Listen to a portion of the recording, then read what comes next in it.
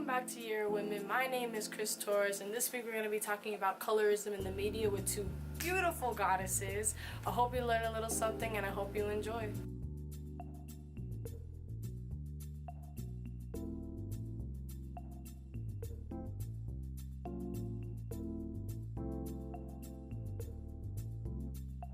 I don't think no one really wants to hear like the black experience from a black person. I think it just sounds so much better and it feels so much better and it feels so much easier to hear it from a white person in the white perspective or anyone who's non-black. I think, especially like I don't know if you've ever watched Dear White People. Yeah, I love. Especially in season 2 where they're saying like I've been saying this same message. I'm a black woman saying this same message, but for some reason, like when you say it, people hear it. One of the things I wrote down was Birth of a Nation.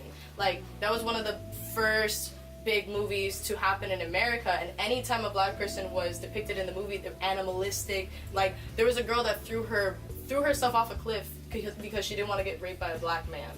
Like that's how it started.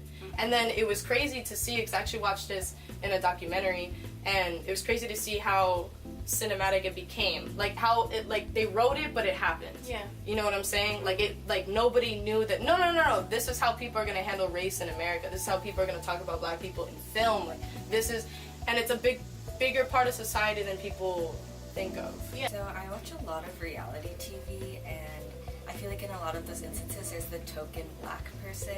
So for shows like The Bachelorette, there's always like a few black characters, but they're never like in the end or in the finale. And I feel like they have to fit to the specific role of like either the sassy black person or they could be intelligent, but I just feel like there's always like a specific character that black people play.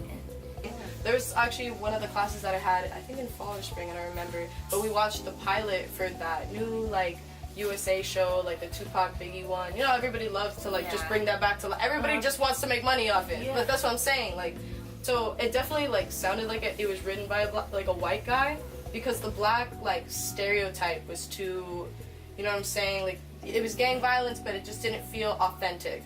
Like it felt very scripted, like how gang violence is supposed to be portrayed, or how police violence is supposed to be portrayed. Like it felt very scripted. It's back to how black people were portrayed in the past with blackface. They're like a comedic element, and the fact that they're kind of portrayed as more violent, and that could also relate to just like emphasizing the gang violence in the whole Tupac and Biggie show.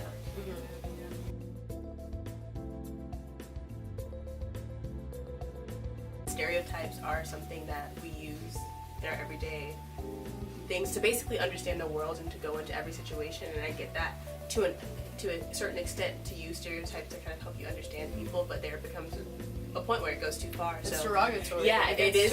Yeah, it gets to a point where it's just there's too much. You're using it more to just understand people at their surface, and you're applying it to every realm of their lives.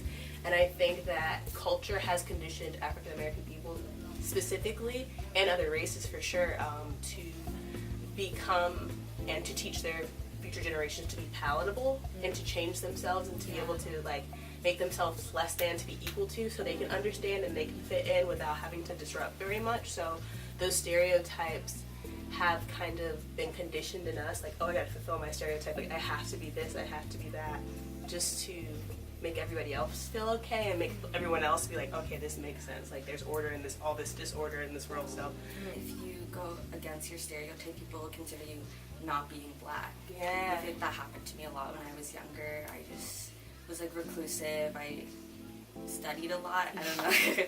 So people ate her vegetables, y'all talking smack.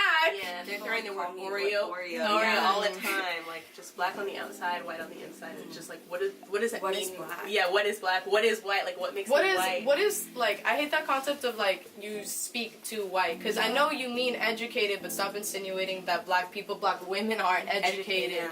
It's a very kind of like unsettling thing to like see someone who looks kind of like you, at least like within race. Colorism is a completely different thing. Like oftentimes I don't see women who look like me on TV and film, because you know dark skin isn't always a thing, like the whole white is right movement. But it's kind of hard to kind of disassociate yourself from that, because you're like, that's not how I act, that's not how most African American people I know act, but you don't have to align with the stereotype. Yeah, it's kind of crazy.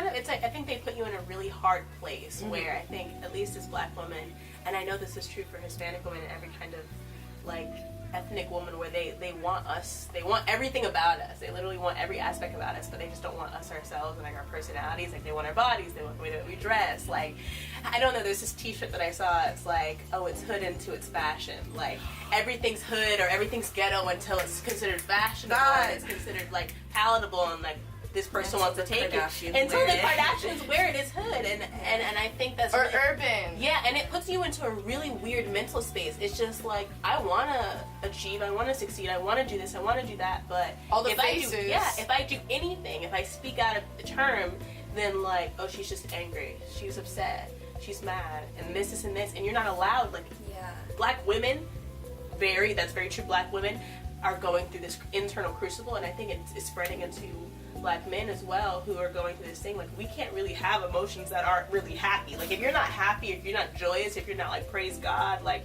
jubilant, then you're just upset and you're angry and you can't be around her. She's gonna get mad at me. She's gonna curse me out. They criminalize the stereotype too. It runs deep. Like, did you see that? Bob Marley's granddaughter was like with a production, like us, like a production crew. They probably got like I think it was an Airbnb. They went to this neighborhood, this wealthy neighborhood, whatever.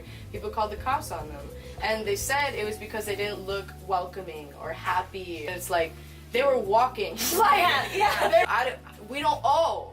But that's another place that people really need to get at. Like, women, we don't owe the smile. Black people don't owe the, like, oh, how you doing today? Like, no, like, it doesn't matter.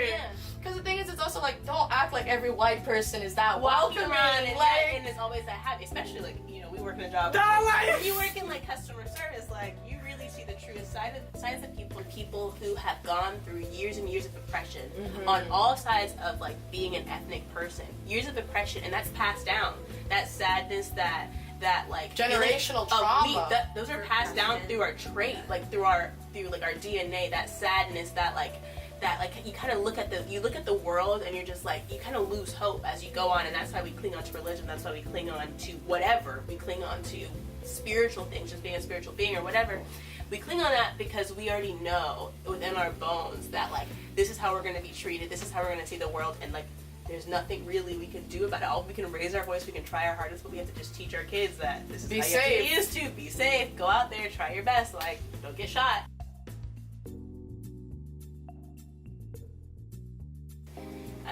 You kind of have. That's kind of a blow. I feel like African American people are just willing to take as long as our story gets told. I think we're willing to take that. Okay, I guess people won't listen to me, but it's still another layer. It's still another layer, and it like sucks. It sucks that we have to kind of give that up, and we scream to the top of our lungs, but like nobody can hear anything, and nobody's willing to hear anything. They're just like, ooh, shut up, a white person speaking. Like, and it's just really, I don't know, it's just something that continues to keep happening, and I think that's why the Black Lives Matter movement is so important.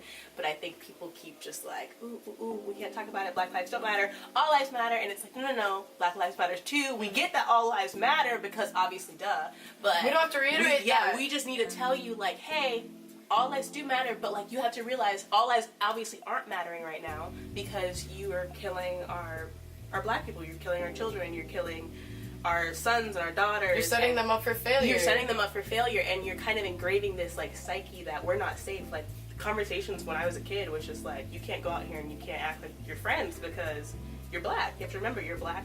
You run by a whole different set of rules. And I remember watching this whole like little documentary. The documentary that we had at work. Basically saying, like, having that conversation with your son, like, when you go out here, like, you have to live by these certain standards, and you could be killed. Like, when you see a police officer, you treat him with respect, and you hope to God he doesn't decide that, you know, you're going to be the one. Today's the day. Yeah.